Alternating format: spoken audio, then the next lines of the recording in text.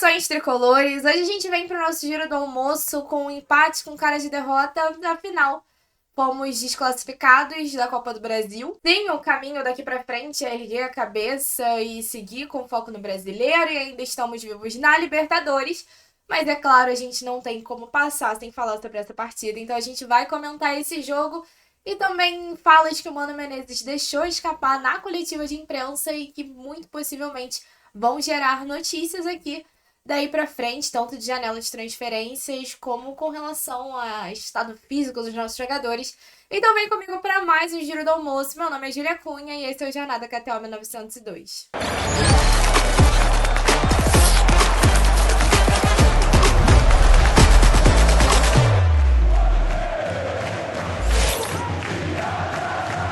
Pra mim esse é um jogo bizarro porque ao longo da partida a gente vai vendo alguns acontecimentos estranhos em sequência.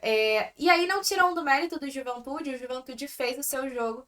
Mas, por exemplo, a gente começa essa partida atacando o Juventude e tudo mais. Já era de se esperar que o Juventude se fecharia nesse início de jogo. E aí com 5 minutos a gente leva um gol em cima justamente do Thiago Silva. O que eu acho que é o primeiro acontecimento bizarro e inesperado. Tomar um gol de Juventude logo no início da partida, com 5 minutos de jogo, sendo que você começa atacando. E esse gol ainda acontecer em cima do Thiago Silva, que era quem até o momento estava invicto, de certa forma, nessa defesa. O cara com quem a gente ainda não tinha levado um gol. O jogador que, inclusive, nós vínhamos elogiando por ter sido o cara que ajudou a organizar a nossa equipe nesse tipo de jogada. E não que isso tenha mudado alguma coisa, né? Mas isso só ajuda a mostrar o como esse gol, justamente em cima do Thiago Silva, era muito improvável, muito inimaginável. E aí o Juventude, que já teria a tendência de se fechar ao longo dessa partida, tem o cenário perfeito para fazer isso com 5 minutos de jogo. O que eu acho que acaba destruindo, de certa forma, os planos de qualquer treinador você levar um gol logo nesse início de partida. E aí a gente tem também algumas chances que pra mim eram chances claras e que a gente não consegue converter em jogadas pelo lado esquerdo que até inicialmente pareciam que dariam em algo promissor, mas que com pouco tempo de jogo até se tornam um lado disfuncional. As entradas do Kenny e do Lima ajudam a melhorar o time, e quando o Marcelo entra, pra mim é um outro ponto bizarro dessa partida, porque ele entra, gera uma das jogadas de maior perigo do Fluminense no jogo e sai com pouquíssimos minutos.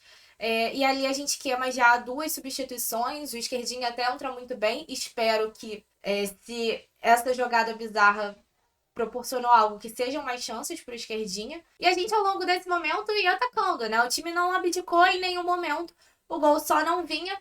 E quando o Mano faz a substituição do Samuel Xavier pro John Kennedy, me surpreende o fato dele tirar um defensor para colocar um atacante, então eu esperava isso do Mano Menezes. Mas a partir dali, eu até passo a acreditar que não vai mais sair um gol. E até que sai, né? Só que do Juventude, logo na sequência, justamente no lado, que era pra estar o Samuel Xavier, no erro do Thiago Santos, que precisa cobrir ali, né? Correr ali pra aquele lado pra cobrir. E acaba falhando. No fim das contas, acaba que a gente ainda consegue 2 gols ali no final, mas que só servem mesmo pra nos iludir e pra manter a cena do Juventude não conseguir vencer a gente no Maracanã. Porque não adianta nada mais pra classificação. Pra gente falar individualmente de alguns jogadores, eu vou começar pelo Keno, que entra, faz uma boa partida e se queima com a torcida por palhaçada. Eu, na hora, vou ser sincera, eu nem prestei atenção que ele tá fazendo isso pra gente. Até porque eu começo a ficar... Primeiro que eu não tava esperando aquele gol. Então eu começo a ficar, mas quanto que a gente precisa fazer? Dá tempo? É possível que eu não me toco ali da comemoração dele, e depois que o pessoal falou, eu fui ver o lance e, enfim, assim, não senti raiva na hora porque não percebi, mas é isso, depois de uma partida dessa ele poderia ganhar apoio pra continuar tendo chance e acabou, na verdade, optando por se queimar. O jogo como um todo eu não achei ruim, tá? Eu acho que a gente sentiu muito o primeiro gol, acho que alguns jogadores falharam bastante individualmente, principalmente Diogo Barbosa e Martinelli. O Serna também não foi bem. O Samuel Xavier teve suas falhas, mas eu não consigo considerar que foi uma partida tão ruim assim, porque eu acho que em termos de ataque Ele ajudou a levar o Arias pro jogo e o Arias estava muito preso na direita no início da partida, principalmente quando o Fluminense estava tentando explorar mais o lado esquerdo. Mas o Fluminense não abdicou de jogar. Acho que a gente pode entrar em sentimento, em concentração, mas acho que não em postura dentro de campo. Muito pelo contrário até. A gente finaliza 23 vezes nesse jogo, 12 foram no gol. 17 dessas finalizações, inclusive, aconteceram no segundo tempo, mostrando que a equipe realmente melhorou e que as mudanças do Mano fizeram efeito. E eu acho que cabe lembrar, né? 17 finalizações às vezes é o que a gente não faz em um jogo inteiro. A gente conseguiu produzir isso no segundo tempo. Para mim, o que falta hoje no Fluminense é eficiência nesse terço final. Esse jogo só ajuda a escancarar o como a gente precisa de um outro atacante. O Cauê Elias está muito bem, mas você só ter ele para contar, para mim é você colocar um excesso de responsabilidade em cima de um garoto que tá tendo as primeiras chances no profissional e que em algum momento é tendência a oscilar, porque ainda está em fase de desenvolvimento. Espero que o Mano e a diretoria acordem para isso, mas sobre essa eliminação eu só não consigo olhar ela hoje como positiva ainda, né? Eu acho que em termos financeiros ela é um problema para o que foi o planejamento financeiro do Fluminense para esse ano. Ela acaba vindo muito cedo. E eu ainda não sei dizer se, em termos de calendário e a premiação que a gente poderia receber nessa fase, eu não sei dizer se compensa a eliminação. Confesso que não tenho essa resposta hoje. Mas depois desse jogo, o Mano Menezes tem algumas falas que acabam virando notícia e que vão interessar para o nosso giro do almoço, porque muito provavelmente a gente vai ter informações com relação às falas do Mano sobre o André e a John Arias, talvez até sobre a situação física do Alexander, então vou colocar a fala para vocês para a gente poder comentar esses pontos e que eu acho que principalmente com relação ao Arias preocupa bastante. Perguntar se você já tem algo em mente para poder contornar essa sequência cansativa de jogos, inclusive com jogos bem decisivos para a temporada do clube. Temos muitas coisas em mente, temos muitas coisas para serem decididas, temos muitas coisas no meio do caminho, para lá ou para cá, temos bastante coisa, né? Temos situações de indefinição, temos André, temos Arias, temos um monte de coisinha que deixa o treinador de cabelo branco e às vezes até sem cabelo. Mas a gente tem que resolver, a gente está aqui para resolver, tá? E tentar colocar aqueles que realmente estejam bem focados, porque os jogos exigem isso bastante. Talvez tenhamos a possibilidade, quem sabe, de estrear Ignacio, já que o pessoal está muito ansioso. Vamos fazer logo, tá?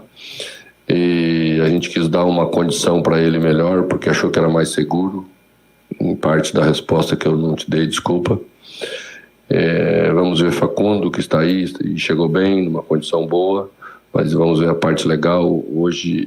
Ontem nem treinou para que a gente pudesse acelerar essa parte legal, né? São trâmites que temos que fazer, que são extracampo, mas que vão influenciando nas decisões que o treinador precisa tomar. Vamos ver que se já contamos com o Alexander, que ficou fora há poucos dias, 2 jogos, por uma questão pubiana. Jogou um pouco no jogo passado, entrou bem, mas voltou a sentir um pouquinho. Então, o treinador segura para tentar recuperar e dar uma condição boa para todos.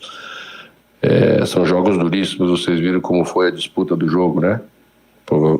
No sábado teremos um jogo muito parecido. O Vasco tem essa característica de um jogo intenso, e com o Grêmio eu não vou nem falar pela Libertadores, que você já conhece tão bem quanto eu. Então, estar bem, estar forte, estar preparado para esses momentos é o que a gente quer. Acho que ninguém tem dúvida que quando o Mano fala sobre indefinição, dá a entender que a gente não tem uma ideia se John Arias e André permanecem. E sobre o André, tudo bem, a gente já tinha essa ideia, mas sobre o John Arias, após a Copa América, sem informação de propostas ou até mesmo de sondagens, depois da campanha, a gente acredita que, né, isso não era mais um problema, no caso. E aí, muito provavelmente, agora, os jornalistas vão tentar apurar essa situação e em breve a gente pode ter alguma informação sobre quais seriam as possibilidades dessa saída do Arias, né, que é a que a gente não tem informações nesse sentido. E o Mano tava muito à vontade, né? Porque ele claramente deixa escapar a situação do Alexander e que acaba justificando o motivo do Alexander não ter entrado em nenhum momento ao longo da partida, para quem se questionou com relação a isso. Talvez a gente tenha mais informações daí pra frente, porque era um caso que ninguém sabia e que não se tratou de uma dor especificamente nesse jogo, né? Pelo que ele fala ali, já tinha sentido essas dores, voltou a sentir, e talvez a gente tenha alguma informação daí pra frente. E acho que as falas sobre Facundo Bernal e Ignacio me dão a entender, pelo menos, que o Facundo Bernal chegou de uma forma mais parecida com a chegada do Kevin Serna, que faz com que o Mano coloque ele logo de cara na partida, pelo menos interpretei dessa forma. E com relação ao Ignacio, é bem possível que nos próximos jogos a gente já consiga ver o jogador estrear pelo Fluminense. Enfim, vamos aguardar essa sequência, porque eu confesso que fiquei muito impactada com essa informação do John Arias. Então, as coisas eu ainda tô tentando processar aqui, essas informações. Não sei qual foi o impacto que ela teve sobre vocês, deixem aí nos comentários. Para fechar, tem mais uma situação. Eu já vou passar essa informação, mas se você assistiu até aqui, você provavelmente gostou de alguma coisa. Então, se puder fortalecer no like, ajuda demais no crescimento do Jornada. E qual é a situação? É que 2 jogadores do Fluminense estavam na lista, né, na pré-lista do Dorival Júnior para a Copa América. Um é bem óbvio, mas o outro surpreendeu um pouco. Esse post é do Planeta Futebol, mas eles dão os créditos aqui a Itatiaia, jogadores do futebol brasileiro que estavam na pré-lista de Dorival para a Copa América, e aí eles colocam aqui entre parênteses, e podem aparecer nas eliminatórias. E os jogadores do Fluminense são os meio-campistas André e Martinelli. O que pode justificar a presença do Dorival, inclusive na última partida, contra o Bahia. E assim, acho que o momento que o Martinelli vive não ajuda ele nesse sentido. Mas é interessante a gente saber que se não fosse a lesão, talvez o André teria sido relacionado para a Copa América, para disputar a Copa América, o que, assim, em termos de futebol, para o Fluminense não é tão interessante assim, mas em termos de valorização do nosso jogador. É bem interessante, mas achei curioso, assim, a presença do Martinelli, não duvidando da capacidade, da qualidade técnica, mas ele não parecia estar no radar, pelo menos pra mim. Mas esse foi o nosso Giro do Almoço de hoje, espero que na medida do possível vocês tenham curtido, e se você é novo por aqui, não esquece de se inscrever pra não perder o nosso Giro de Jornada mais tarde. Eu vou estar junto com os rapazes na live, a gente vai comentar sobre essa partida, vai comentar também sobre a situação de Arias, André, né, como isso pode impactar o Fluminense. Mas é isso, um abraço, e com o nosso Giro do Almoço a gente volta amanhã, 1h da tarde. Saudações tricolores!